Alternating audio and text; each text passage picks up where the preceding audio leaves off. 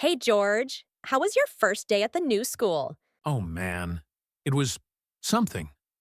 I was nervous at first, but it actually turned out way better than I expected. That's good to hear. Were the teachers nice? Yeah, most of them were. My math teacher is a little strict, but in a good way, I guess. Keeps everyone awake. Ha ha ha ha. Ha ha ha ha ha. You'll thank him later, trust me. What about the kids in your class? Did you make any friends yet? A few? Yeah. There's this guy named Jake who sits next to me, super friendly. We actually teamed up for a project already. Wow, teaming up on day one? You're moving fast. What kind of project? It's this getting to know each other thing for social studies. We have to make a mini presentation about each other's hobbies and backgrounds. That sounds like fun. So, what did Jake find out about you? Mostly that I'm obsessed with basketball and terrible at drawing.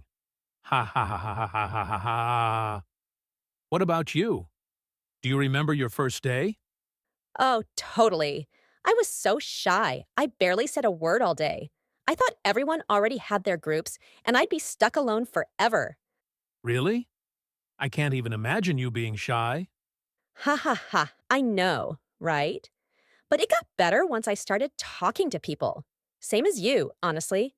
First days are always awkward, but they're also where the best stories start. Yeah, you're right.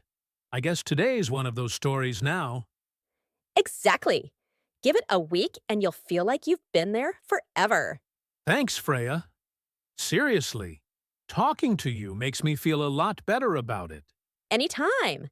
And hey, next time you need advice for surviving cafeteria food or finding the coolest hangout spots, you know who to call.